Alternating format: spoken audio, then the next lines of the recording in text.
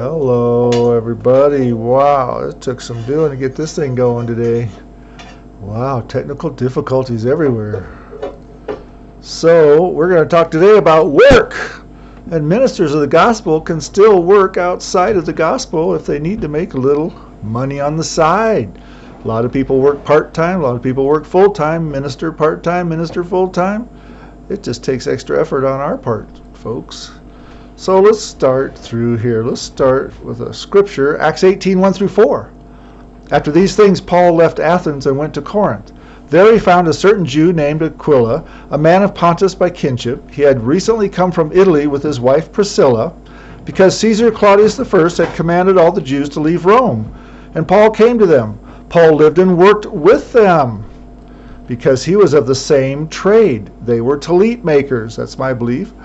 So Paul reasoned in the synagogue every Sabbath. He persuaded both Jews and non-Jews. Tallits today are the prayer shawls you see Jews and Messianic Hebrews wearing during their worship services, etc. Let's take a look. I got a couple pictures here. Let me just swing through those.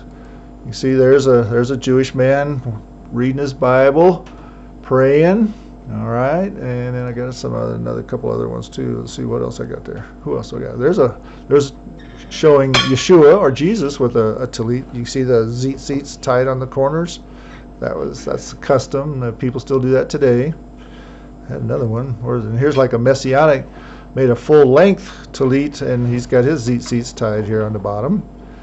All right, so that's sort of what they look like. In Paul's day, a tallit may have been more of a long shirt undergarment with the four zitziot tied to the four corners of the garment. Tallits came to be known as tents because Jews pulled them over their heads while praying or worshiping. That's probably why the King James translators used the word tent makers instead of tallit makers. Paul, Aquila, and Priscilla made and sold tallits as Paul traveled to dozens of Jewish synagogues to preach and teach the gospel of Yeshua all over Asia Minor and Italy. Can you imagine those guys hauling heavy tent material around with them and all the gear that goes with making a tent? I don't think so. No, they bought lightweight linen and made kosher tallits for their brethren the Jews and the ethno-linguistic nations they ministered to. They sold them to anybody that wanted to buy one, I suppose, that was a follower of Yahuwah. What a great opportunity to strike up a conversation about Yeshua when you're sitting there making a tallit outside of in the marketplace during the week, not on Shabbat, but during the week they would do that. And we should look to do the same types of things. Let's read this chapter 4 of 1 Corinthians here. See if I can read the whole thing. This is how a person should regard us, as servants of Messiah and stewards of the hidden truths of Yahuwah. In this connection, it is a requirement for stewards that they be trustworthy. But for me it is a very small thing that I should be judged by you or by any human court, for I do not even judge myself. I am not aware of any charge being made against me, but that does not mean I am innocent. It is Yahuwah who judges me. Therefore do not pronounce judgment about anything before the time, before the Lord comes. He will bring to light the hidden things of darkness and reveal the purposes of the heart. Then each one will receive his praise from Yahuwah. Now, brothers, I applied these principles to myself and Apollos for your sakes, so that from us you might learn the meaning of the saying, do not hold an opinion beyond what is written. This is so that none of you may be puffed up in favor of one against the other. For who sees any difference between you and others? What do you have that you did not freely receive? If you have freely received it, why do you boast as if you had not done so? Already you have all you could want. Already you have become rich. You began to reign, and that quite apart from us. Indeed, I wish you did reign, so that we could reign with you.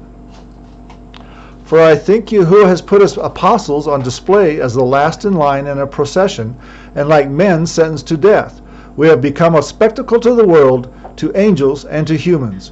We are fools for Messiah's sake, but you are wise in Messiah. We are weak, but you are strong. You are held in honor, but we are held in dishonor. Up to this present hour we are hungry and thirsty. We are poorly clothed, we are brutally beaten, and we are homeless. We work hard, working with our own hands. Look at there, apostles of the gospel working with their own hands. When we are reviled, we bless. When we are persecuted, we endure. When we are slandered, we speak with kindness. We have become, and are still considered to be, the refuse of the world and the filthiest of all things. I do not write these things to shame you, but to correct you as my beloved children. For even if you have 10,000 tutors in Messiah, you do not have many fathers. For I became your father in Messiah Yeshua through the gospel. So I urge you to be imitators of me.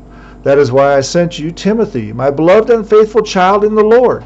He will remind you of my ways in Messiah, just as I teach them everywhere and in every not sorry congregation. Now some of you have become arrogant, acting as though I were not coming to you. But I will come to you soon, if Yahuwah wills. Then I will know not merely the talk of these who are so arrogant, but I will see their power. For the kingdom of Yahuwah does not consist in talk, but in power. What do you want? Shall I come to you with a rod or with love and in a spirit of gentleness?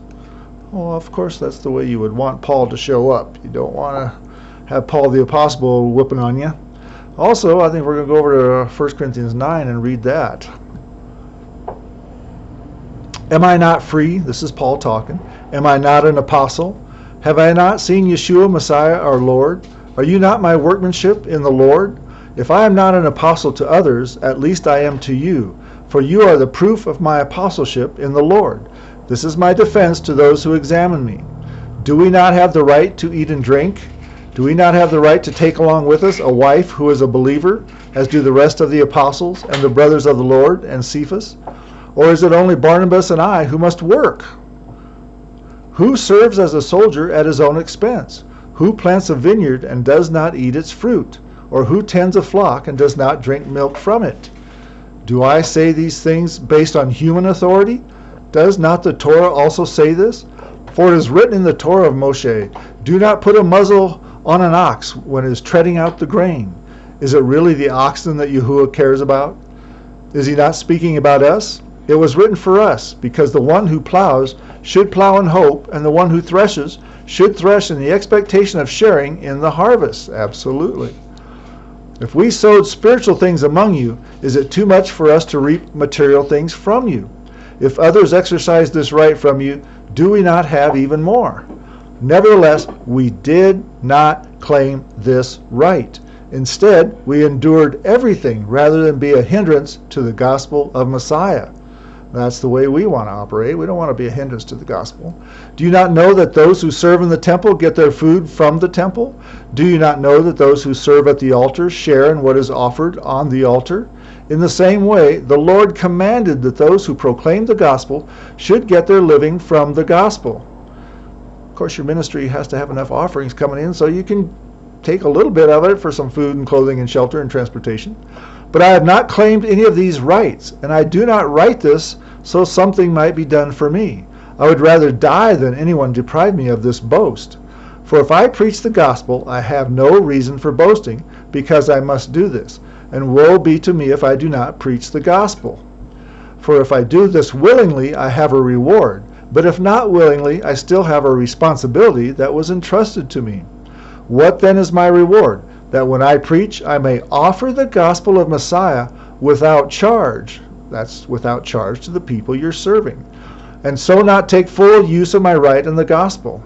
For though I am free from all, I became a servant to all in order that I might win more. To the Jews I became like a Jew in order to win Jews. To those under the law of Judaism I became like one under the law of Judaism in order to win those under the law of Judaism. To those outside the Torah I became like one outside the Torah, although I was not outside the Torah of Yahuwah myself, but under the Torah of Messiah. I did this so that I may win those outside the Torah, which is where most people are today. Did I just lose my place? To the weak I became weak so that I may win the weak. I have become all things to all people so that I may by all means save some. I do all things for the gospel's sake, so that I may participate in its blessings.